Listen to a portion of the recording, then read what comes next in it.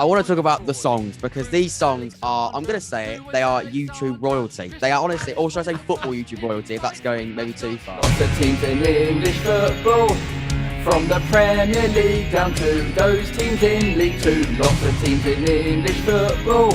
I'm gonna try to make it through the whole 92. And it has become the 92. It's around this time of the year that I start getting DMs on social media saying, "Are you doing another one? 92 clubs." Well, are you song doing this another year?" one, Jim? You can, I'm like, you, well, can, you can end all the rumours now. Are you doing one this year? I've done one every year for the last 8 years. Hello, everybody. Welcome back to the Young Fan Podcast and welcome to another episode of The Interview. We're joined by another brilliant guest. I'm going to go through all of the things that Jim Daley does because I think it's going to take a while. But we're going to go through them. Comedian, presenter, actor, YouTuber, podcaster, also TikToker. I don't know whether or not you want to be referred to as a TikToker, but we'll say it anyway. Jim Daley, how you doing, Jim? I'm great, mate. Thank you so much for having me on the channel. And yes, listing all the things that I do. What I normally say is anything that pays money, basically. I am very much open to all offers. But I think these days you do have to sort of be available for all the platforms and all the kind of work out there and do what you can, really, because it's a competitive world. So I've always said that I was like, I'm probably about a 7 out of 10 at everything. I don't think I excel on one thing. I'm basically like the James Milner of comedy, I think. That's and brilliant. I can do a little bit of everything, but maybe don't have one kind of area to excel in. But in theory, I guess that makes me versatile. Who knows? Exactly. Left back, midfielder, play anywhere. Brilliant stuff. Exactly. Everyone needs a James Milner. Everyone needs a James Milner. There's so much to delve into today because, quite frankly, you've achieved and experienced so much in the footballing world, the media world, and also, like you said as well, the outside world as well. But I wanted to start taking it back a little bit. Don't worry, I won't be going too far. But I wanted to sort of talk about how you got into football in the first place because you do now surround yourself with football. So where did it all come from? Where did it all start in the first place? I mean, it's a tale as old as time, but it's because of my dad. My dad was a football fan. My dad was a big Crystal Palace fan. So at the age of about 6, he sat me down and said, "You got 2 options, Jim. You can support Crystal Palace or you can get out my house." And I gave it some thought and I thought, you know what? I like living here. It's okay. I'll try being a Palace fan for a bit. But I think that's a pretty standard tale, isn't it? For a lot of people, that's how they get into football, family or family friends or something like that. So that was it. And really from a very early age, I was absolutely obsessed. And I was the kid who would run home from school and go up the park with his best mate, Callum. Hi, Callum from Balham. And play football. Shout out to Callum. God, top man. And play football at Blossoms Park for, for hours. And then I'd be buying all the magazines. Back in the day before YouTube and stuff, buying all the magazines and the Panini stickers and you just immersed yourself in it as a kid, really, because you're obsessed with it. And I remember my mum saying to me at one point when I was maybe in secondary school or maybe looking around like GCSEs and stuff. And like when they sort of start making you make life choices and stuff. And she was saying, you need to like move away from football and do something else because like you can't make a career from football. Well, look at me now, Mum. I'm struggling to make a career in football. But it is, it's just been something I've been obsessed with. And I do feel very blessed that I'm able to sort of do football stuff most days, really. Yeah, I mean, it's fascinating. The more I read into it, and of course, we'll come on to so much. I want to talk about the Crystal Palace side of things. Also, like you said there, the making a living out of football, because I was speaking to my mum actually yesterday and I was saying the whole traditional method of going to school, GCSE. I mean, go to school. I would recommend going to school, but I mean, as in do GCSE. Yeah, stay in school. But I do mean as in do GCSEs, then going to do A levels, then university. I mean, because of the world we live in now, get a job after getting a degree or go straight into work after school. The whole of that is changing because you've got the world of media. You've got people, and lockdown as well changed a lot of that as well. A lot of people's lives changed during that time. People were starting TikTok accounts, people were starting YouTube channels, and it definitely does not work for anyone. I'm not saying don't do your GCSEs, make a YouTube channel, because that certainly is not the advice I'm giving you. And it certainly has not worked for me yet as well. I'm still in school. I've just finished school. But what I'm trying to say is that because the world has changed so much, and like you said there as well about your mum saying, you're not going to make a career in football, because the world of media is changing so much. So anybody can sort of, I mean, anyone to an extent, but so many people can find a different route. I think it's so fascinating because the world is changing so much. And I look at reading your story as well. I mean, you've interviewed some amazing people, but the avenue to get there has been, so fascinating. Yeah, you're absolutely right. I mean, I think social media has played a huge part in that, in opening up opportunities for people. And, so what my background is, I went to university to do journalism, and I wanted to be a journalist and a football writer. And I did that for a little bit, but the route then was you have to go to uni, you have to get a degree in journalism, you have to do your NCTJs and get all the media law and the shorthand and all that, and that you had to do this thing. And so I did all that. But now it's changed completely. And I've seen people starting, like yourself, YouTube channels or blogs or Twitter accounts and stuff. And they're almost learning on the job. And I think you can do that. And actually in journalism, or I guess media, I actually think doing is almost better than studying. I mean, again, do go to school if you can. Go to school, uni. people. Like if you want to, that is your route. Go for it. Yeah. I'm not saying do that, but I do think there's a real case for sort of learning on the job and practicing. And actually, if anyone listening does want to get into journalism or something, I would still say go and do your courses. But also at the same time, start a blog, start a YouTube channel, learn that on the side as well, because you'll progress so much quicker. And yeah, the avenues now are mad. And I think if you're the sort of person that's open to it and is open-minded and and doesn't mind trying a YouTube channel, trying a TikTok account, whatever, without then the important thing is without like expecting too much, but just trying to see what happens and learn and enjoy, then I think you'll progress so much quicker. And yeah, who knows what avenues are open to you at the moment. And I've had to, like, as an older person, I've had to, I nearly gave my age away. I'm 38, it's fine, it's not that old. It is middle-aged. I am getting there. I've had to watch the industry change with it. Yeah. And you do see a lot of older people now being a bit sort of cantankerous and being like, well, that's not the way we did it back then. That's not the way we do it now. No, I think that's the wrong way. I think you have to evolve. And if the industry evolves, you have to evolve with it. And I'm trying to do that as best as possible, which is why I am on TikTok. Yeah, definitely go and follow Jim Daley on TikTok. It's a brilliant TikTok. We'll come on to that in a minute. But you're right. I mean, I'm actually I've just finished my A-levels. I'm going to hopefully go to university. And I'm actually, weirdly enough, we didn't speak about this before we started the interview. I'm going to go and do sports journalism as well. Amazing. But of course, like you said there, because everything's changing, I'm looking to continue the podcast, in university, because I feel like, you spend, I think I've been doing the podcast now in August. I think it's 2 years. So probably, we're looking at, nearly 2 years, to be honest. You sort of built this platform up, you build and you sort of learn on the job, like you said as well. I've learned so much. You go and watch the first episode I didn't even have a camera. I was recording on like this awful microphone, the one before, not even one before this one.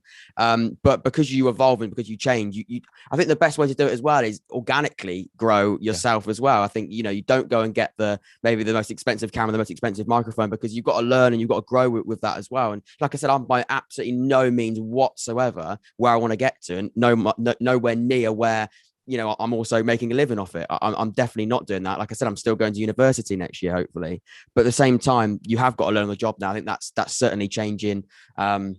And organically growing with it, I think, is also really, really important as well. Like you said, there's so many different areas of social media you can learn through that, and you can sort of explore in those different ways as well. So I think it's really, really fascinating. And I think again, you could talk about this for hours and hours, but I don't know how many people find this awfully interesting. Well, but it's interesting.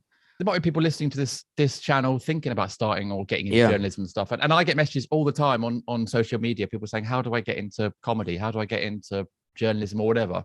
And I always say, just do it. Just do it. And I know that's quite a vague response, but honestly, just try and see what happens, because you might start an account, YouTube account or whatever, and find actually, I prefer doing this side of it. Oh, actually, I really like the editing more than the presenting or whatever.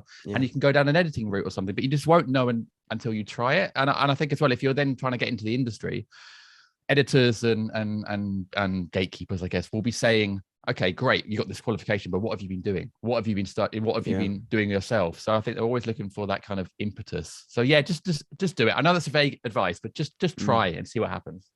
Yeah, I think that definitely is the best advice, especially like you said, with everything changing. I think that's one of the most helpful pieces of advice, because like you said there, a lot of people now are looking for evidence. Ultimately, what have you done? You've been studying for 4 years. You've learned how to work your way around Power Director and edit an amazing, I don't know, film or maybe like a documentary, for example, at university. But what have you got to show for that in terms of, right, this is something you've been doing for a period of time. This is how many, not necessarily views, but this is, people have seen it, people have viewed it, people have given you feedback on it. And what have you learned from other people's feedback? Because I get all the time comments in, after the podcast and going, I'd love to see a Derby episode, and that will be coming out next week. Cheeky little plug there, and all those different things. And people learn about, and people also want to know about, how you create as well, but also they're going to give you advice on how you can improve and how you can grow as well. And I really enjoyed filming the Derby episode, but without feedback on an episode I did, that would never have happened. So I think the interaction is also a really, really good part of that as well. I wanted to ask you about your biggest influence on your professional life, but also your personal life as well. I imagine they could be the same, but I doubt it. Professional and personal life, I guess, are very, very different. Did you have a big influence, if you like, of somebody that sort of did, I guess, drive you to maybe, I don't know, inspire you, if you like, or was there a different character for that? Oh, I mean, that's a really good question, but because my career has sort of changed so much since uni, I did journalism, and then I left the UK in 2009. I went to America and coached football for 6 months, which was in California, which is amazing. But that was again so good. I mean, it's coaching football over there as a Brit. They all think you're David Beckham, basically, which is great. And I'm a very, very average footballer, but they all far into the box, overhead kick. Sorry, mate, can't do that. Exactly. Exactly. But it was a lot of fun and met some great people. But that was a bit of a gear change. And then I came back and did more journalism and then got into comedy and stuff. So I'm definitely someone that wants to change their career all the time. But there's been various influences, I guess, down the years. I started in journalism. There's a writer called Brian Viner. I don't even know if he's still going. I don't even know if he's still alive. But he wrote a book, and it was called Ali, Pele, and Me, I think, about his experiences as a sports writer. And I just loved that. I thought it was great. And I messaged him at one point, and he wrote an article for the fanzine that I did. I started a Crystal Palace fanzine at university. So he was lovely and very sort of accessible. And then when I started getting into comedy, my influence there really was a guy called Dot Brown. I don't know if you guys know him. He's a Palace fan, but he's a rapper and a comedian and an actor and a writer. He's amazing. Does all sorts of stuff. And again, got to know him very luckily, and he was very, very sort of. Not only was he on TV and brilliant, but also really just approachable and kind and helpful. So, but yeah, my influences sort of changed throughout my life, really, and probably will again.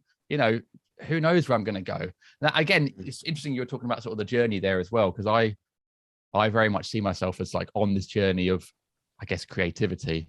And wow, that sounds so flowery. And so wonderful. And it almost sounds like a sort of like a novel title, doesn't it? Biography.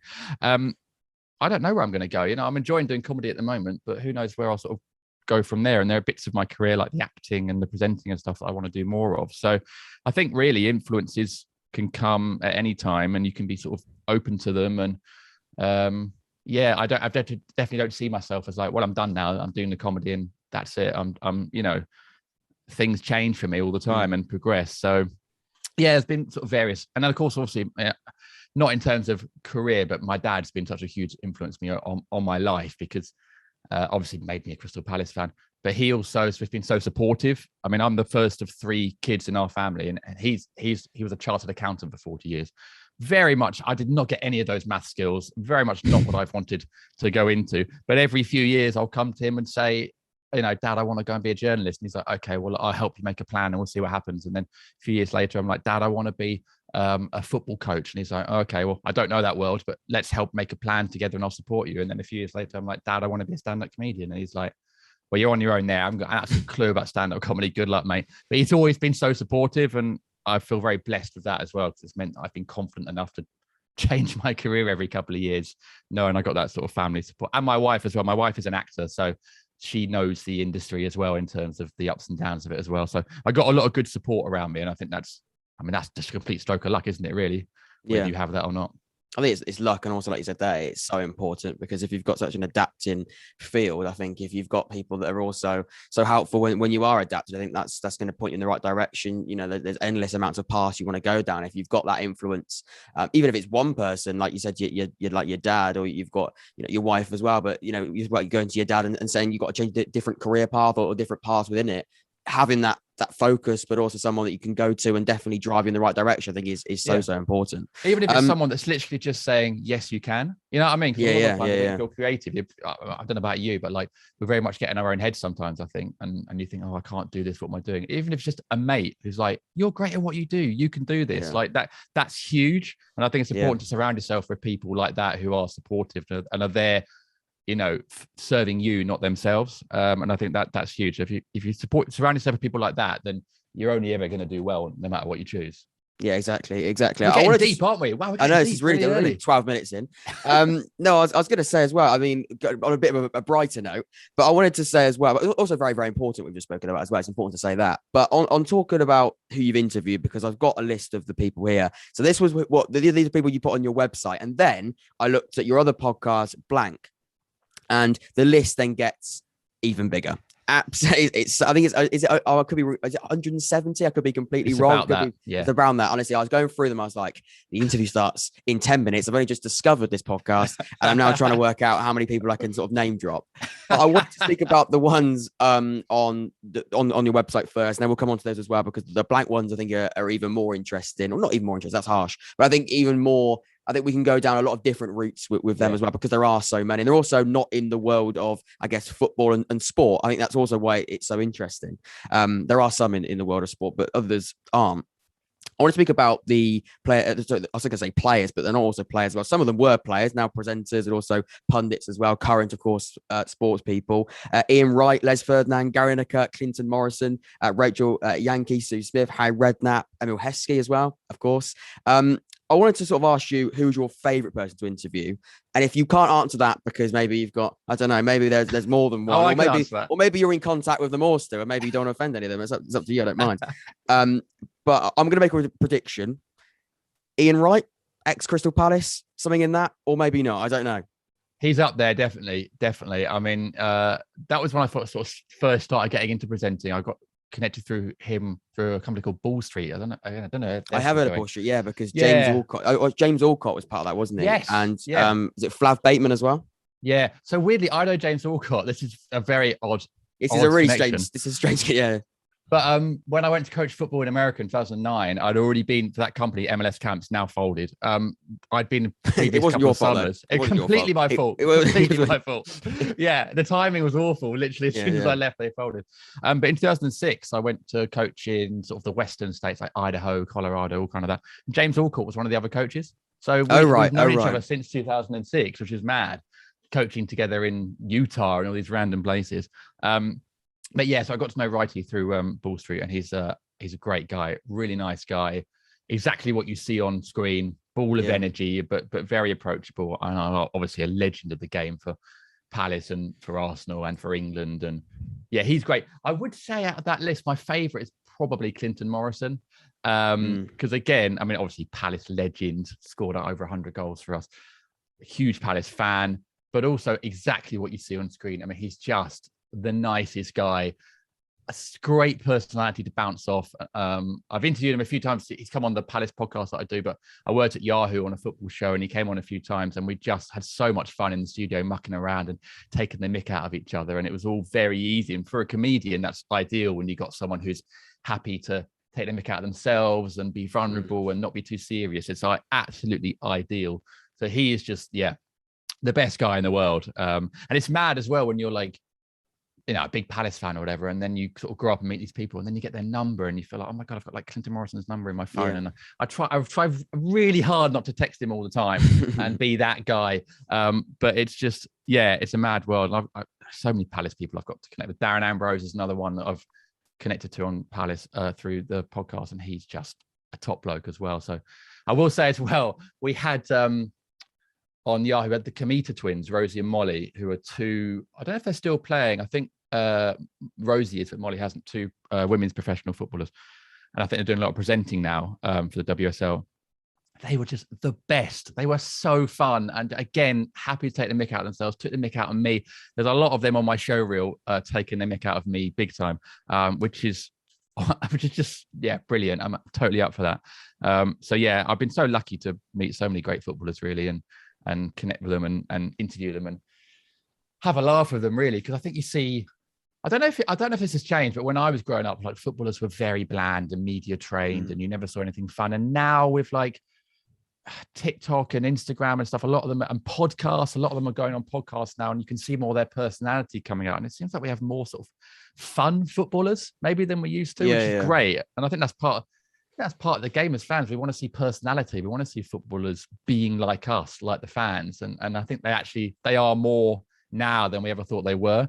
So yeah, I've been very lucky certainly at Yahoo, we interviewed loads of different footballers. That's when we had Heskey on, actually. I interviewed Heskey on the top of an open top bus in central London. It was absolutely freezing cold.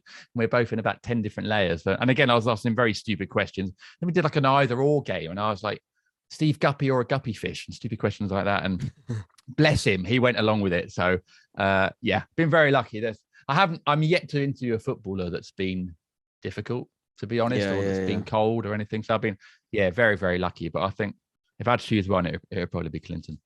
Yeah, I mean, the list of this there is incredible. Like, I'm reading through them and I'm like, he's a big name. Yeah, she's also a massive name as well. And they get Harry Redknapp as well. I want to ask you about Harry Redknapp there. How was Harry to interview? Because I mean, on the screen as well, he seems as this like a brilliant character.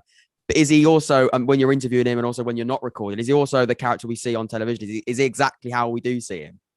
Yeah, he I would say he's slightly more guarded, actually, maybe than what you see on TV. And you have to remember, these footballers are when they're on TV and stuff, they're kind of like in their world, aren't they? So they're normally in like just outside the changing room or the corridor, and those are corridors they walk down all the time. They feel comfortable in. So the media are sort of coming into their world, so that they normally are quite relaxed. When we had Harry on the show at Yahoo, he's coming into our world onto set and stuff, and so he was a little bit more guarded. But he definitely warmed up. Had some great stories, as you'd expect. And again, I think my comedy partner Dave and I did a silly little thing with it in the end, and from memory, he definitely went along with it. And I mean, we asked such stupid questions, really, but I mean, that was definitely our remit on the show. And I think he was definitely personable. I think he was possibly in that camp. We've had a few footballers come on where they've possibly in the camp of, like, you can see in their eyes, they're thinking, what are these guys doing? What we had Ray Parler on once, and we did a sort of stupid game. I think we did a celebration game where I had to set loads of celebrations. He had to like guess them within like 30 seconds or something.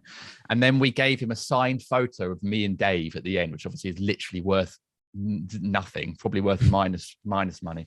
And we took a photo giving him this signed photo at the end. And the look on his face, he just looks so perplexed. Like, who are these idiots? What am I doing on this show? Why has this agent booked me on this show? But so Harry, possibly more in that camp, but he was very personable, very professional, and he's a very, very nice guy. So he was okay by me, even though he's got no Palace connections. He was okay by me. Yeah, he's still fine. He'll still passes the test. That's fine. Yeah. Exactly. I was gonna say as well, on the other podcast, Blank, you've interviewed some absolutely massive names there as well. Like I said, we spoke about, sports people, but with Blank, it's a little bit different, isn't it? This is sort of like we're opening up the world to the whole of media, but also just, I think even sort of like describing exactly what world it is almost every world, television, podcast, sports people as well. It's literally everybody. And I was reading through some of the names, and there's some absolutely brilliant ones. Stephen Fry, Matthew Horn, Gavin and Stacey Legend. A lot of people will know Matthew Horn from that. Of course, Laura Whitmore, quite topical at the moment, of course, presenting Love Island. Blake Harrison as well. Neil from The Inbetweeners. A lot of people will know Blake Harrison. Some absolutely amazing names. And with those huge names, there's got to be some incredible stories with those. And out of all of the people you've met, 170 odd people you've spoken to, who are the people that you went there and you maybe surprised you a little bit and you were like, yeah, they are absolutely, there's probably so many you thought were incredible people, and amazing people to interview, but anyone that surprised you in any way? Quite a few, to be honest. Yeah. And I try really hard not to go to these interviews with preconceptions, but I mean, that's almost impossible. You're a human, aren't you? Yeah. So you're going to, and actually we had one that's coming out next week. So we recorded it last week with Jermaine Pennant. So a former Liverpool, Birmingham, Stoke winger, and very much painted in his career as like a bad boy. In fact, he told us on the pod that Steve Bruce used to call him bad boy at training. And but he was just the nicest guy. Really, I don't know if it's just that he's a bit older now or he was at home, so relaxed and in his own space, but so smiley and chatty and friendly, and nothing was off the table. And I definitely went into that slightly nervous, thinking, am I going to be able to ask what I want? And after a few minutes, so you could just get a vibe from him. And I just think, I could ask him anything. So that he definitely made me actually feel a little bit embarrassed that I came with that preconception that he was going to be a difficult character. He wasn't. He was the loveliest guy, and he had some very fruity stories about training with Peter Crouch at Stoke and Liverpool as well, which I definitely can't repeat here. But he was, he was great. I mean, it's funny you reading those names off there. I almost forget who we've had on because it's sort of been I mean, there are so many. I mean, I think I only wrote down 4 or 5, but like I said, there's 170 people, and as you're scrolling through, you're like, yeah, I recognize that person, I recognize them from being in that program or being in that film, and it's like you go through them, and I imagine when you've interviewed like yourself so many people, you almost hear all these stories and you go, "Can you tell me that story? Was it that story? Yeah, it was that one."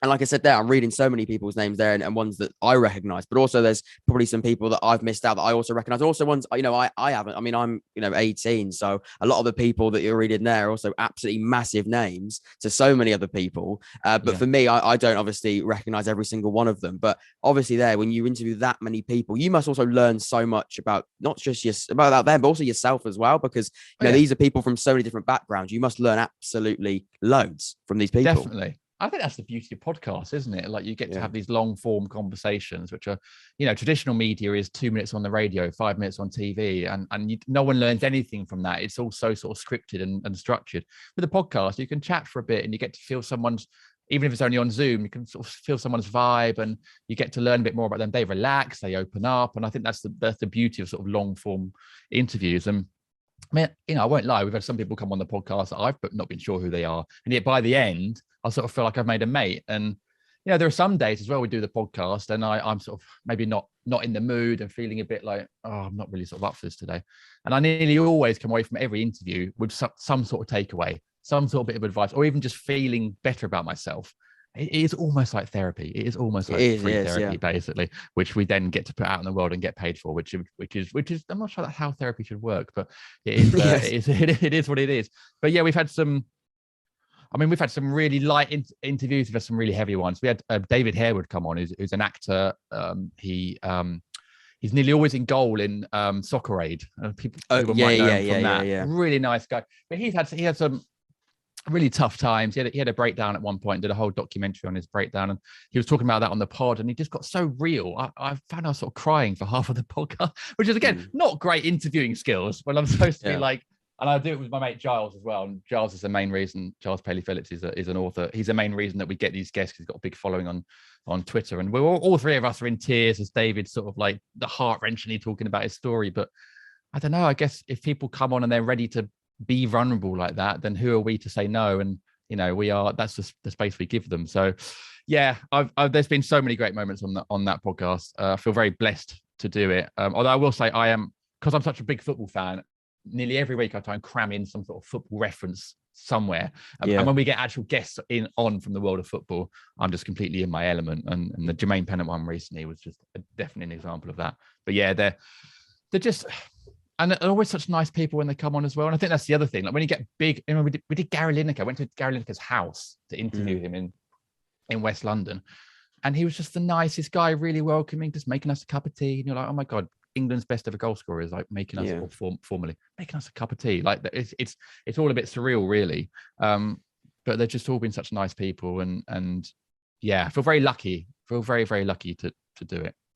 Yeah, I was going to say as well, I mean, like you said, the names are brilliant, absolutely brilliant. And again, the list is endless. But if there's anyone else as well that you would like to interview, is there anyone that you haven't interviewed yet, or maybe you haven't even met yet, that you'd love to speak to and interview? Because I imagine, there's some big personalities out there, some maybe idols from yourself, from maybe the football world, but also the media world as well, or just generally the life ultimately, because it is life.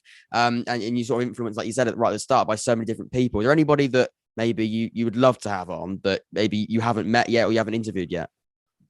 To be honest, anyone that's ever played for Crystal Palace would be up at the top of the list, definitely. Vieira, get on the phone. Oh, I did a Q&A with him in November for the Players for Life Foundation. Oh my word, what a man. What a man. Just his sheer presence. He is. I got to do a fist bump with Patrick Vieira. Genuinely, I think that goes down as one of my. He hasn't washed his hands since. He has not washed his hands since. That is the ultimate. And neither have I. We've just got two dirty hand individuals going to Selhurst Park. I mean, he'd be great. But to be honest, I guess when you were chatting there, the person that popped into my head, and it is another former Palace person, is probably Gareth Southgate. I think he's absolutely fascinating as an individual. He just seems like such a non-football person. He's just so much about him. He's got so intelligent, so many morals. Like he's almost like driven by the sort of moral side of his personality more than the football side of it. And yet, traditionally, certainly when I was growing up, that is not someone that would thrive in the football world at all. And yet we are progressing so much as a society that by being who he is and sticking to his morals and what matters to him, he's galvanized this young group of footballers who also all seem like incredibly principled, decent young men.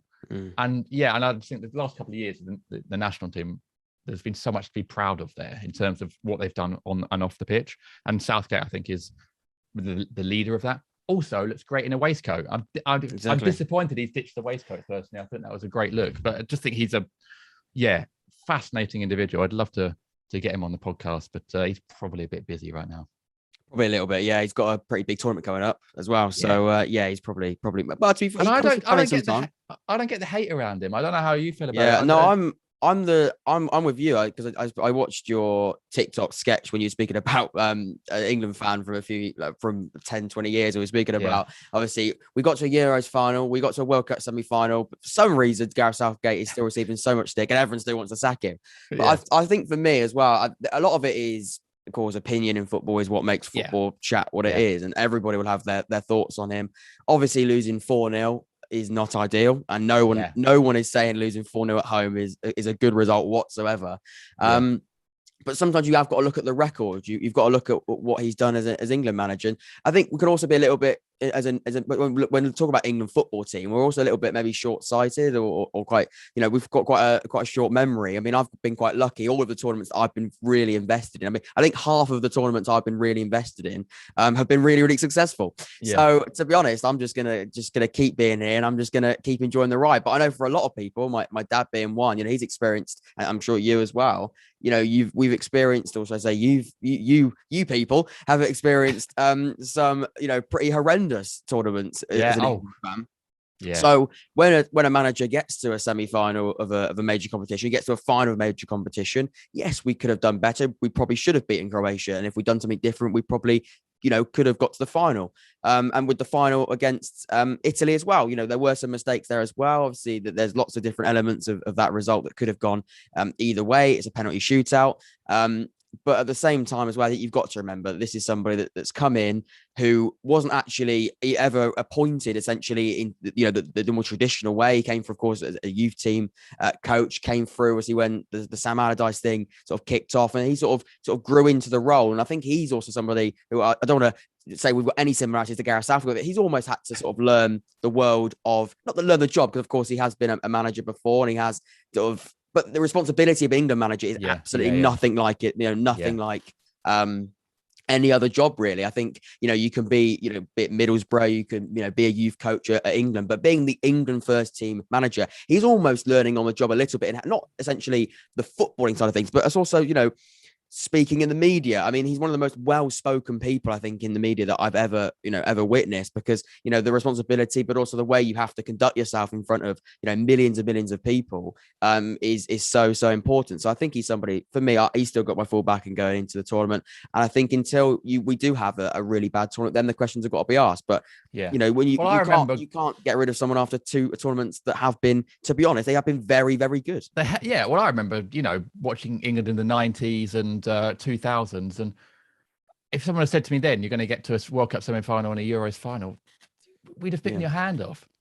I say that I am half Irish, so I do normally lean towards the Irish side as well. So Irish people right now will be like, why is he talking about England? England people are like, why is he talking about Ireland? But unfortunately, that is the combo of being half Irish, half English. But I think, on paper, it's been a great couple of years with Southgate, and also just a real proper leader as well, a really nice guy, and for me, he sums up all the qualities, the good qualities of being English as well. So I think he ticks a lot of boxes. But as you say, a lot of opinions in football, all of them valid. So completely understand if people, have opposing views. But I think we have to be, as you say, can be short-sighted, and I think it might be a case if he does go of you don't know what you got till it's gone. Yeah, the grass is always greener. Exactly. That's the saying, isn't it? So I think sometimes you have got to, look, like you said, what you've got now and go. And also, I think sometimes people forget when you sack a manager, you've got to have someone to come in. I know it sounds like a very silly thing to say, but I think a lot of people sometimes forget that. When we talk about, oh, he's got to go, he's not right, we've got to get rid of him. It's, who is somebody that can come in and fit that role? Because I can't really name you my number one choice as England manager right now. If I had to sack Gareth Southgate tomorrow, I can't name you. The only one I could have maybe thought of before he went to Newcastle, Eddie Howe maybe, but then the way he left Bournemouth wasn't ideal. I'm looking at and also do you want to go down the English route of a manager? Do you want to go down appointing someone that is English? Are there many English managers at the moment out of a job?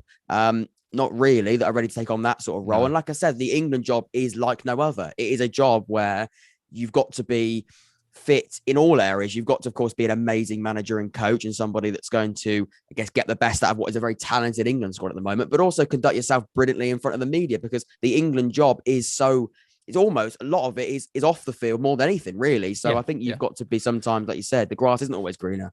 It's like being prime minister a little bit. You can go from being a regular MP and then suddenly you're in charge and you have to conduct yourself in a certain way. Not that the current prime minister is doing that at all. Yeah, really. It's not a great example, really. It's a terrible example. Southgate would be a much better prime minister. But you're right. It's the scrutiny is unparalleled, really, with any other job in football. So, yeah. But I'm all for Gareth. And if he wants to come on the Blank podcast, then I'd happily have him on. Or mine, or we'll go together. We could do it. Exactly. Fine. I don't mind. Gareth, if you're listening, mate, I absolutely think you're a brilliant England manager, and I'd love to have you on the podcast, and so does Jim. So that's fine. We'll just move on from there. We'll do a joint venture. That's fine. No, I think it'd be rude of me not to ask you about the sketches, about the TikToks, but most importantly, we're going to start, not most importantly, that's awfully rude of me. I want to talk about the songs, because these songs are, I'm going to say it, they are YouTube royalty. They are honestly, or should I say football YouTube royalty, if that's going maybe too far. Honestly, I listen, and I'm going to be completely honest with you, Jim. I listen to the songs because obviously every year you do one with the 92 clubs in English football. Yeah. And I watched listened to the first one, but also watched it because I think the visuals of it are even better as well. Definitely watch it with the visuals. That's even better. And I watched it probably when you did one 2 years ago. And I'm going to be honest with you, Jim. I didn't really. That was what I saw. That's what I saw of you. And when I saw it, and I listened to the song, I thought that's a brilliant song. It's Jim Daley, brilliant stuff. And I didn't actually when you DM me to come on the podcast and when we spoke about getting you on and all of that exciting stuff last week, I went through it again. I was like, this takes me back to when I was listening to this song and I was like, this is honestly brilliant. And I told my friends, I was like, I've got Jim Daley on the podcast next week. I was so excited about it. And I go, do you know the 92 clubs in English football? They go, no way. And they start singing it. Honestly, I was playing FIFA yesterday. I was playing FIFA and I was so excited about it. And then for about an hour, we're speaking about the song and listening to the song. It was brilliant. So I want to speak to you about the song because you're probably fed up of talking about it. But honestly, it's a brilliant, brilliant idea. And you do one every year and they get better and better. I do feel they get better and better. Was there any inspiration behind that? Is there any sort of like idea that sort of cropped your head? Or was it just a genius masterstroke that you went, that sounds like a good idea. Let's get on with it. How did that come about? Oh, man. Well, thank you for that intro. I mean, honestly, it's so nice to hear people enjoy the song and the stuff I do. That's really the only reason I do it. And the fact that people, because I really enjoy making them. So the fact that people enjoy listening to them as much as I enjoy making them, honestly, that just like makes my day. And it has become the 92. It's around this time of the year that I start getting DMs on social media saying, are you doing another one? 92 clubs. Well, are you doing another one, Jim? You can end all the rumors now. Are you doing one this year? I've done one every year for the last 8 years. It would be rude of me not to do one this year. I'm exclusive here on the podcast. Jim Daley's doing another one this year. Yeah, it's about this time that I start writing it and putting it together. I have to wait to the end of the season, obviously, to see who's gone up from non-league and down to non-league, and they are honestly so much fun to put together. It helps me sort of get to know about lower league football as well a little bit, because obviously I support a Premier League team at the moment, although traditionally we've been a very second tier team, but it does help me sort of get to know a little bit more about the lower leagues. It came about. So really that was my first foray into comedy, was doing parody songs on YouTube. So I was working at goal.com, a football website. But in my spare time, I would write little parody songs and send them to my colleagues. And one of my colleagues, a guy called Amar Singh, top man, I think he works at Budweiser now or something, said, put these on YouTube. These are good. And I was like, oh, yeah, I hadn't thought of that. I could do. So I put one on YouTube. I think it was about Wayne Rooney losing his hair. And it did okay. It did. And I got that buzz. You get that buzz and stuff doing well on YouTube. I thought, oh, I could do more of this. So that would have been like 2011, maybe. So I just started doing more and more parody songs. And then around 2015, maybe 2014, I just had I thought, if I do a song that's got every single football club in it, then surely it's going to get more views because everyone all want the to fan hear what bases together. And everyone will hear what I say about their club and stuff. Which is why you see videos now on YouTube of people ranking clubs and rating teams and stuff like that. I'm a big totally advocate makes for that. sense. There are quite a few of them on the channel at the moment. So, it totally makes sense. It totally makes sense, and people want to watch it. And so I just thought if I do that in parody form, and it took off. And the reason I used Billy Joel, "We Don't Start the Fire," it was in my head. I think it's been done a few times before for parody songs. It was just in my head as like it's a known song where you can cram in as much as possible. So I thought it fitted, and once I started writing it, it just fell into place, and it was one of the songs I wrote in the quickest time, I think, which is Max. It's one of the longest songs that I do traditionally, so it's very easy. And then the first one I did uploaded didn't do that well, and then about a year later, it suddenly started getting loads of views. I mean, they've got millions now. They've got absolutely millions now. I'm going through them, and they're brilliant. The algorithm must have just suddenly, the YouTube algorithm must have like picked it up and sent it to people. So then, of course, I thought, I'll do one.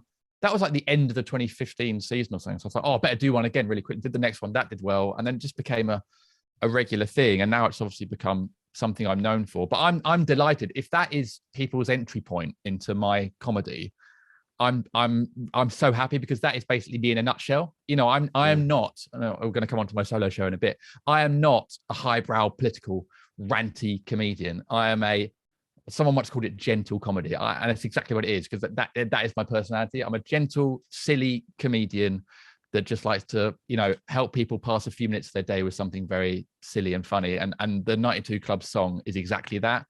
So I'm just delighted that of all the things that I do, that is one of the ones that's picked up regularly. And I get so many messages almost every day from people about the songs, and that song in particular, and it genuinely warms my heart that people like it. So yeah, and I will continue doing it until the day that I give up comedy, which I don't know when that'll be, probably never. So there's going to be a lot of years left, guys. Don't worry about it. There's going to be 80 versions of that song at some point. And how many times, how many ways can I say, Shrewsbury and Southampton? That I will find a way. Don't worry. Yeah, no, honestly, they are absolutely brilliant. Obviously, the KDB song is just brilliant. No, it's honestly, it's just amazing. Right. That's even when you listen to it and go, it's just genius. It's just genius, and it literally it's stuff. It's just the way you listen to it and you go, yeah, why has nobody thought of these lyrics before? They honestly fit perfectly, but they're just like. But you listen to it the first time and you go, so you think someone else could have done it, but obviously they can't, because you've done it. And it's amazing. It's amazing. Well, I think that sometimes when I did about around the same time, I did a song for Lacazette. Maybe it was a year later when he joined, and it was to the Hamilton tune, Alexander Hamilton, which is great. I mean, fantastic musical. It's so good. But again, at the time, I was thinking, why has no one done this? Like, it just seems so obvious. It fitted perfectly, and that was another really fun one. Track. My wife, who is an actor and a trained musical theatre performer, helped me do the lyrics on that. It took us a week. Normally the songs take me about a day to do. That one took us actually maybe even 2 weeks. So yeah, a lot of effort went into that. So I was very, very happy that did well as well. But yeah, you're right. Sometimes I think, I don't know if it's just like time. People haven't got time to do it, and I've got a lot of spare time. So I'm just like, I might as well sort of make these songs. But they are honestly so much fun to write, and I get such a buzz from doing it. And that is my happy place, writing comedy in general, but certainly writing parody songs and recording them.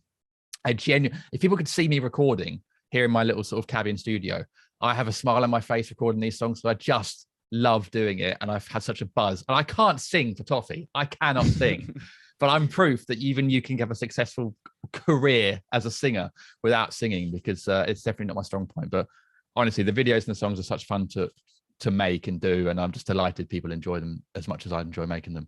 Have you got any more I don't know whether or not you can say any of this, but have you got any more exclusive new songs maybe coming out soon? Or have you got, it's obviously the 92 Clubs one you said is going to be coming out, as it always is at the start of the new season, but any other ones you've got maybe in the pipeline you're thinking of writing, or maybe it's already written? I don't know. Well, so I have to admit, I've not been very good with the songs recently since doing the shorts and basically the TikToks on YouTube, because YouTube has started doing these short things, basically sort of same as Reels on Instagram. And it's lucky for me because I can make one reel, put it on Reels, TikToks and shorts, and then it covers all bases. They are a lot quicker and easier to make. And at the moment they're doing I'm averaging something like 5 million views a month. Yeah, well, I wanted to come on to the subject because honestly they're amazing. Because on TikTok, obviously TikTok, the algorithm is obviously is bizarre, but it obviously it's random. It's so random. But it works obviously amazingly well. If you hit the algorithm, you're gonna smash it. With YouTube, slightly different because you've got to obviously the title, the thumbnail, obviously watch time, all of that. And when people speak about, how do you get a successful YouTube video? Trust me, I haven't really found the right one yet. I think they're changing the algorithm. I think they changed the algorithm a lot, and they keep you on your toes. My experience from doing the more long form normal videos, not the shorts, is consistency. Basically, when I was doing the parody songs every Friday morning, I got up to something like 3.5 million views a month on YouTube because I was just doing them every Friday morning. People knew when they were coming out and they were regular, and that was the way to do it. Now, when I'm doing my shorts and stuff, it's a bit more ad hoc. And actually, when I then do a long form video, they don't do as well because it's not as regular. And I think actually the algorithm is boosting my shorts anyway because they're doing so well, and maybe not boosting the long form one. So I do want to get back to doing songs. I will say, I don't know if this counts as exclusive or not, I am working on a Bruno Fernandes song, a second one, because I've done one already. But it's taken me a long time to do it for some reason. Maybe I'm in the mode of doing shorts, but I am going to get back. People ask me all the time, what happened to the songs? I'm going to get back to them, I promise. It's just, they take more time to do than the shorts. And I've got a 2-year-old daughter, another one on the way. So time is precious, but they will be, they'll be coming back soon. Yeah, honestly, they are brilliant. So I can see why people are always asking for them, because honestly, they are gold. They are really, really quite gold. I do want to touch on the football sketches, the TikToks as well, before we move on to, of course, your solo show, and we'll chat about that. But I wanted to speak about the TikToks, and obviously, like you said there, you've got the real. It's brilliant, isn't it? Because you've got 3 different algorithms, and amazingly, you're going to have one do amazingly well on one, maybe not so well on the other, but altogether, they're going to be, because you've got 3 different platforms, the chances are on one of the platforms, one of them is going to do fairly well. And if you get more than one, obviously, that's absolutely brilliant. If you haven't checked out Jim Daley on TikTok, also on Instagram as well, put all the links in the description, of course, on YouTube as well. YouTube channel is over 140,000 subscribers, so he's a little bit better than I am. Honestly, it's absolutely brilliant. But I wanted to speak about sort of where the ideas come from, because the one I watched very, very recently, I think you've pinned it as well. I think it's done very, very well. The VAR one, obviously, you'll know exactly what I'm going to when I speak about this one. Where do these ideas come from? Because I honestly, they are so, I think is it the relatability of them that does so well? I think that's definitely got something to do with it, because it's just football fan chat, isn't it? It's what every football fan is saying or thinking. You put them together, and obviously, like you said, the one where you discussed the transfer market and just the Man United fans, obviously there's so many Manchester United fans not so happy with their window so far, comparing it to how Man City's are going. It's because you've got that relatability and that just general football chat, because you just got football. It's like football fans in the pub, isn't it? And they're just sort of speaking about football. You stick it together into a TikTok and it gets millions and millions of views. How does that come about? Because is it just as simple as, my mate's thinking about that, my mate thinking about the transfer window, stick that into a TikTok, let's see what happens. How does that come about? I mean, I've always been a really, really creative person ever since I was a kid. I wanted to make cartoons as a kid, and then I wanted to do I got plasticine models. I made little plastic. I've always been really creative, and I've always had like loads of ideas. And so actually, once TikTok and Reels and stuff comes along, it's ideal for someone like me. You can just make an idea really quickly and put it down. But I guess you've hit on something really important there. The bottom line is I am a huge football fan. Like, I'm not faking it. I'm not like someone who's trying to get big in the football world and doesn't understand it. And I think football fans are probably some of the most savviest audiences, and they can smell when someone isn't genuine and is trying to get into they can. Yeah, and they're just so Sheffield smart. Wednesday episode just gone out recently. They're not happy. I put a centre back in they don't like, and they're not happy about it. So they are very, very savvy. Yeah, you're right. Yeah. You're right. Well, they live and breathe. We do. We live and breathe this sport, and we care about it. So I think that's probably the bottom line, is these videos are relatable that I do because I care and I know about the world, because it is my life, despite what my mum said when I was younger. Like, it is still my life. But in terms of ideas and stuff, I'm having multiple ideas a day, and some of them don't become anything. Some of them are just a funny idea, and it doesn't. Or I'll sit down and try and write out I normally write down a little script on my laptop before I film them, and it doesn't go anywhere. And some just don't. And you think, okay, and there's no ending to that sketch. It's nothing, so I'm just gonna have to leave it. And some do. The VAR one, I sat down. That was initially a completely different sketch. I can't even remember what it was about. It was way more convoluted. And then I started to film it.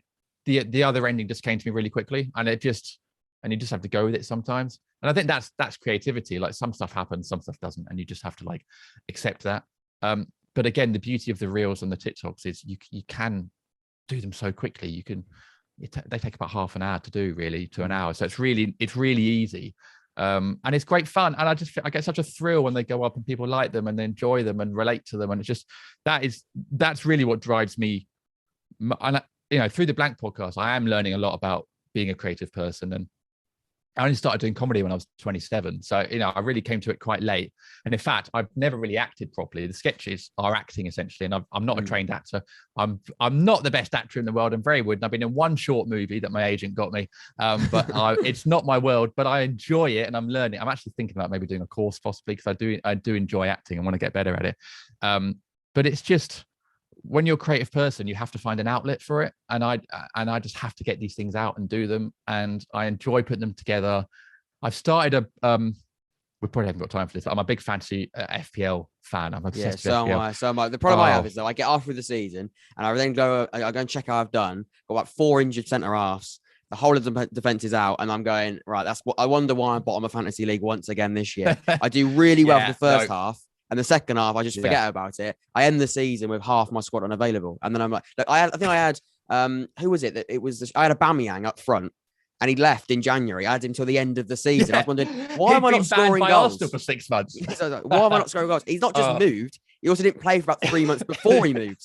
So I don't really know how. I was like, why am I bottom of the league again for not scoring enough goals? I've got one striker. He's not even in the Premier League anymore. But no, I am a really big fantasy football fan, like you said. At the start of the year, I'm so invested in it, and then more it goes on, I just generally forget about it. But I always promise myself at this time every year. This year, I'm going to remember it for the entire year. Yeah. And then I'll be fine. The secret is just stick at it. The secret is don't forget. Stick every week. Just have a look. Do a little transfer. Don't think too much. But stick at it because most people in your mini leagues whatever will do it like you and forget. So just stick at it is the secret. But I've started doing little FPL sketches on Twitter and stuff. And again, they've done well because they're relatable because I clearly understand I'm obsessed as obsessed as the other people and in the FPL community. So it's just doing what you know and love and and if it's something you're obsessed with, as you with this channel, if you're obsessed with it, you just do it and people will relate to it because they know you're genuine, and that's basically it. But I'll never stop having these ideas. I don't think they'll always come to me. I mean, I sometimes when I'm going to bed at night, I'm sort of drifting off to sleep and I have an idea. I have to like turn over and put a note in my phone. My wife's like, why have you got your phone out? And I'm like, well, I'm writing down a stupid idea about Bruno Fernandes. She's like, what? What are you doing? You just have to write a song about Kevin De Bruyne and now he's going to win the league of Man City. He's like, nothing important. It's like, it's 11 p.m. Go to bed. Yeah. But you just do as a creative, I think. You just have to get them out. But I feel so chuffed that people then engage them and enjoy them. It brings me a lot of joy. I mean, it's the ever-changing world of football, though, isn't it? Like we spoke about the ever-changing like media side of it, but football is always going to be creating stories within itself. So there's an endless topic there. It's an endless topic. So when people go, how do you? I don't know. I want to start a podcast. I want to start a football podcast, and I don't know what to do it about. I started off doing just sort of Oxford United-based stuff for about a year. And I was like, I really enjoy it. I really enjoy it. I'm a massive Oxford fan. Season ticket holder for 2-3 years. Really invest in the football club. I absolutely love it. I live and die at Oxford United. But then I'm like, I also want to talk about the wider side of football, League One. And I think almost, and then last year, and then definitely moving into this season as well, I've been doing so much around League One and Oxford United as well. So keeping it so that people know you're an Oxford fan, but also widening out your audience as well. And just like that, I was probably hitting about 200, 300 views. That'd be a good episode for the first year. And now, I'm averaging, I don't want to, blow my own trumpet, but, I'm averaging, you're getting thousands. You're getting thousands of views because people are, you like you said, you speak about the songs there, you're bringing bigger audiences together. I'm not a deluded Oxford fan that thinks we're the biggest club in League One. We're far from it.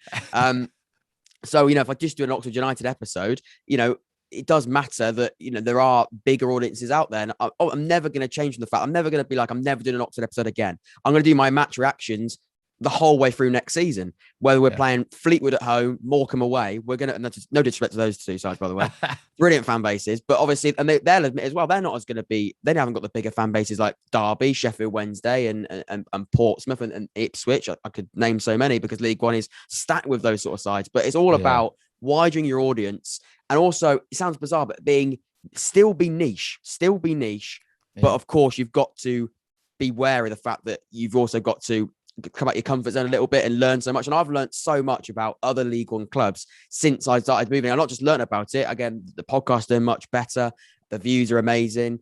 The interaction is fantastic, and you get all of that. So I think, yeah, it is all about the ever-changing world of football stories. Where do I even start? Well, next week I'm sure Derby will sign 5 players and they'll be favourites to win the league. There's an episode we can talk about it. So there's always so much. I mean, last week the takeover got completed. A brilliant episode. We'll talk about that. So there's so much you can talk about. So when we talk about your sketches and talk about your TikToks, the VAR one, VAR wasn't in England, 2 years ago. Now it's obviously the biggest talking point. You can make a brilliant TikTok about it. It's so relatable. Some people love it. It's like Marmite VAR. Some people love it. Some people hate it. If it goes the right way, you love it. If it goes the wrong way, you hate it. But because it's got such a conversation aspect about it, you're going to get a brilliant TikTok out of it. And like I said, there's no guarantees, but because it's such a relatable, fan-orientated topic within football, you can talk about it for ages, and you can also just do short clips as well that also do brilliant stuff. So I think that's why there is a bit of a masterstroke in the algorithm, but also, again, football is brilliant in the sense that, like I said, there's always going to be something different to talk about. But also that VAR TikTok that wasn't me thinking I've got to make something about VAR because people are talking about it. That came from a genuine personal experience. Well, I went to watch Palace Liverpool, and Liverpool got that ridiculous penalty at the end for the foul on Jota where he jumped into Guaita. So that was a real reaction from a genuine fan from inside of me that made me want to make that TikTok. So it came from a real place. I think that maybe that's why it did so well, because it wasn't me just trying to manufacture a TikTok to get views. It came from a burning passion of anger inside of me to make this TikTok. And I think maybe, hopefully, that's why people relate to good content, because it's relatable because it comes from a real place. I think that's definitely the world we're living in now, where if people can, I think more than ever, people can realize whether or not you're genuine within that topic really quickly. And like you said, the football fans are so savvy, and one of the most savviest audiences, because they can know straight away. Yeah, he knows what he's talking about. Yeah, he knows that. And then that also, I mean, that can be make or break for a lot of people. Yeah. But of course, if you're learning about it, you're constantly learning and developing as a creator, but also within the world of football, it's going to be really, really exciting. And like I said, I think, I'm nowhere near where I get to, and I'm absolutely nowhere near, absolutely nowhere near my own ambitions, and I'm still growing. I'm only doing it for 2 years. It's such a short amount of time. And but with you as well, I mean, you're, like you said there, you're doing brilliantly well on YouTube, millions of views, and same on TikTok as well. But there's so much more, and we're going to come on to your comedy show now. There's so much you still want to do, and there's still much you still want to learn and also learn about. You said go on an acting course, all those different things, and there's still, because it's such an endless world in the media world as well. Another brilliant fairy tale title there, Endless World. There's so much you can talk about. So I want to come on to your comedy show, Jim Daley Football and Fatherhood. Of course, the Oxford show. I've got quite a few Oxford fans watching this. Also people that live in Oxford as well. And also maybe you want to travel down to Oxford. It's a beautiful city. Travel down and watch it. The James Street Tavern is where that show on Friday, the 22nd of July, 2022. So not long now. To be honest, whether or not the nerves are kicking, I don't know whether you suffer from nerves. We'll have to come on to that. But can you just talk us a little bit about it? What should we expect from this comedy show? Because I've watched a few videos of the shows you did in the past. They are brilliant. Definitely go and check them out. And if they're anything like the one you're going to do on the 22nd of July, I think it's going to be a really good show. But so what should we expect from that? Well, thanks very much. Yeah, I mean, it's a fun show. I've been writing it for a couple of years because the plan was to take it to Edinburgh in 2020. And then obviously the pandemic happened, so everything sort of shut down. So I've actually been working on it and previewing it for quite a while. So I'm really enjoying doing it. This is my final preview before going to Edinburgh, actually, in Oxford. So I'm really happy with the show. It's a very, as I said before, it's a very, it taps into my comedy, which is gentle, friendly, easy viewing. So it's not a ranty and ravey show. It's gentle comedy, very silly. There's silly songs, silly jokes, silly stories. It's got a nice little message throughout about sort of fatherhood and sort of believing in yourself. And it basically takes me through my journey of the first couple of years of becoming a dad. My daughter was born a couple of years ago, but I use my love of football as like the framework for the show to help me through. And randomly, Tony Cascarino, who's a former Ireland international. I wrote this down. I said, I've noticed on the promo of the tour, I said, I was watching, I was going, this is brilliant. Tony Cascarino, it keeps coming up. This is so bizarre. What is the story behind that? Is it because you said he's not a great father, not a great footballer, and he's got? I mean, where does that all come about? So I won't give away too much from the show, but obviously. He basically is sort of my parenting role model, despite the fact, as I've said on a few TikToks, he himself will admit, not a brilliant father, not a brilliant husband. But basically, right at the start, my daughter was born, someone recommended his autobiography, which is called Full Time. And it's one of the first, it was written in 2000, so a long time ago, one of the first footballer autobiographies that was actually like sort of an interesting book, because most of them are very bland and it's footballers talking about very boring stuff. He really opened up about his problems in his marriage and becoming a dad and on the pitch. And I just found it so relatable that he became like this weird parental role model for me. So that's what the show's about, really, about sort of believing in yourself as a father, believing in yourself as a person, and also looking for these weird random role models. And Tony is in the show. There's a lot from him in there. He's a very good sport, and it's very silly and funny. So yeah, it's a very uplifting, feel good show. And I'm going to Edinburgh this year, and in fact, I'm looking at some of the other acts on at the Oxford Comedy Festival, some really big names doing some really important, probably quite heavy, but very sort of important topics being covered in their comedy. And that is what comedy is about, tackling big topics. I would say my show is the antidote to that, almost. Maybe that's the wrong word, but if you've gone to see one of the other shows at the festival that's quite heavy and serious, come and see my show, because it's uplifting, it's light, it's funny, it's gentle.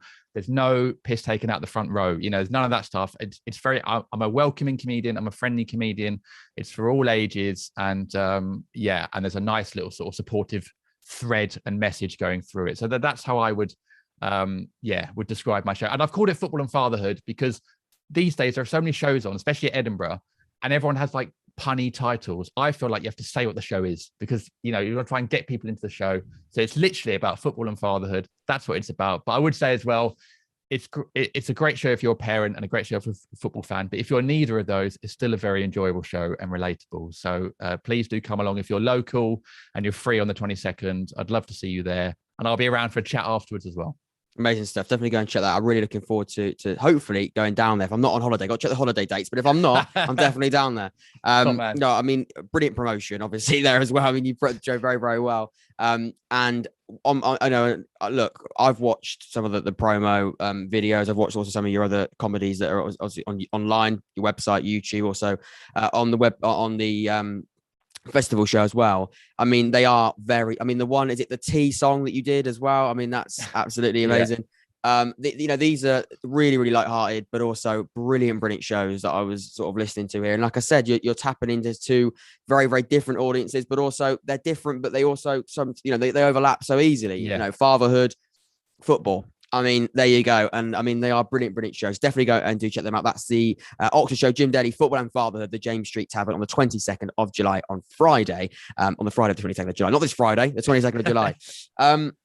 Brilliant stuff. Anyway, really quickly, just to sort of round up on today's episode, really enjoyed it. I want to look ahead at next season, because going back to the football side of things, it's a very, very busy time of the year, of course, in the transfer window. So much going on. Brilliant TikToks talking about the transfer window, of course, by Jim quite recently. But of course, the transfer window, very different to, I mean, you're a Premier League fan, I'm an Oxford United fan at the moment. It's very, very different transfer windows.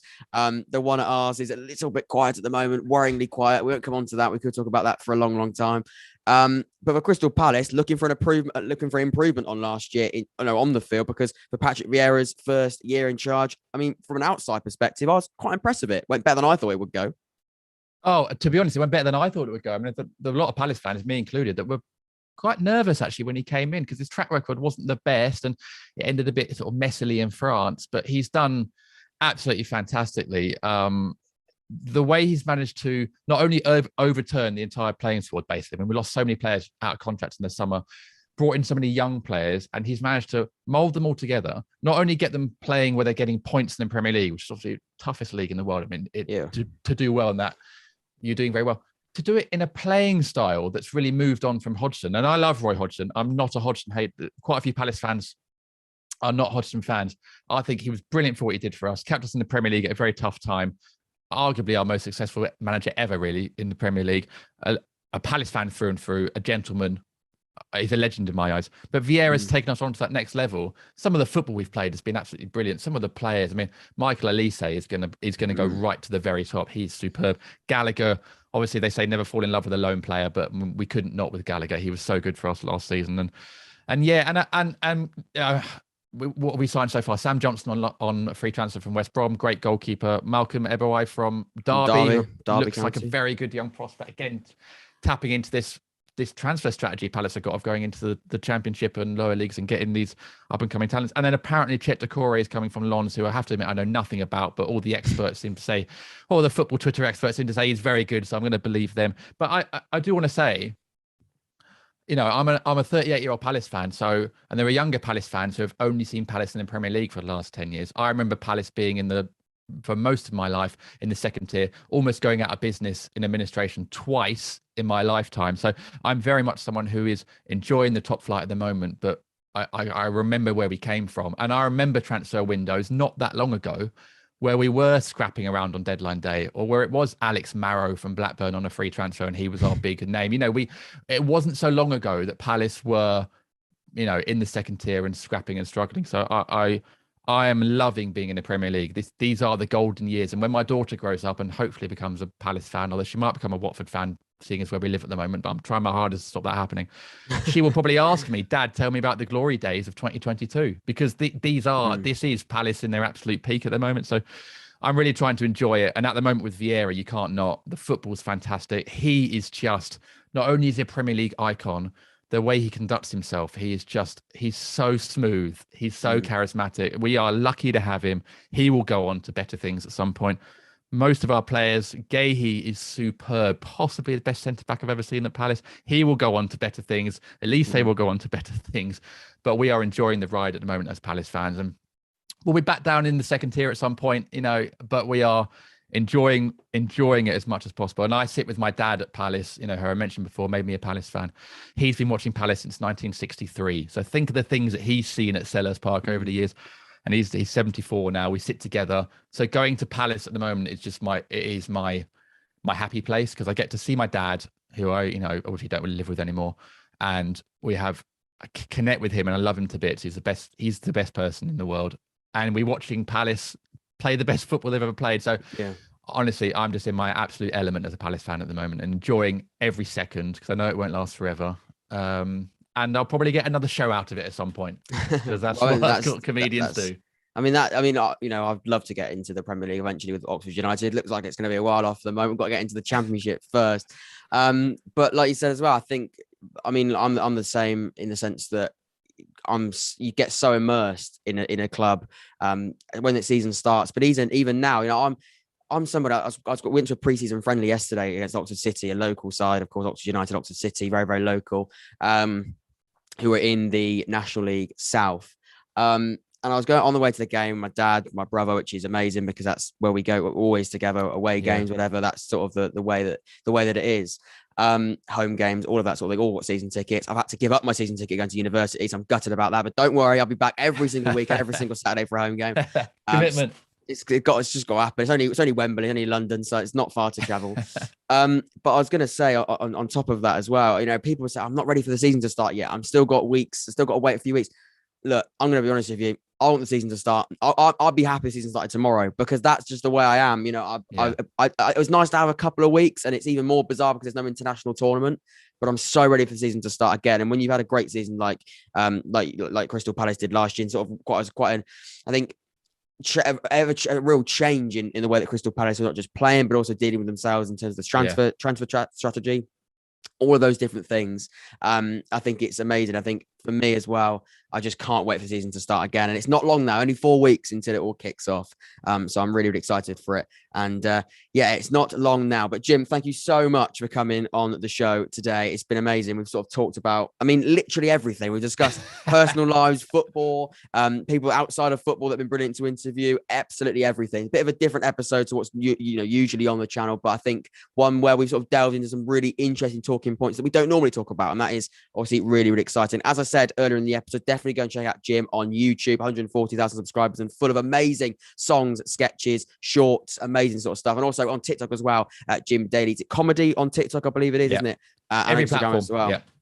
Every platform, Jim Daley comedy on all of those different things as well. Definitely do check them out because they're amazing pieces of content. Thank you so much, Jim, for coming on the show. It's been an absolute pleasure.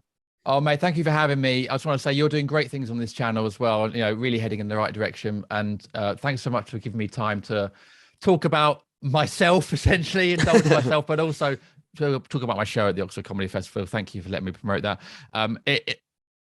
It does. I do sometimes get surprised sometimes by people wanting to talk to me and enjoying my stuff, and so it's really nice that you've been so welcoming and pleasant about that. I appreciate it. And to everyone that messages me and gets in contact, thank you. Like the fact that people like my stuff and enjoy it honestly means the world to me, and it does surprise me sometimes, but yeah, I do really, really appreciate it, so thank you. Anytime, mate. Just jump on a Zoom call. I'll just list all the things I love about all the content you make. And that, if you're ever feeling down, just drop me a message. If I need a boost. Fine. Yeah, exactly. Brilliant. I'll definitely have you on the podcast if you're willing to come on again very, very soon or in the future, definitely. Jim. It's amazing stuff. And yeah, hopefully you enjoyed it as well. Leave a like, subscribe, all that good stuff as well. Hit that notification bell. That way you'll be notified when I go live or do a recorded episode and do the interview like this as well. Until next time, I've been Jack. This has been the Young Fan Podcast. This has been Jim Daley. I'll see you all very, very soon. Take care.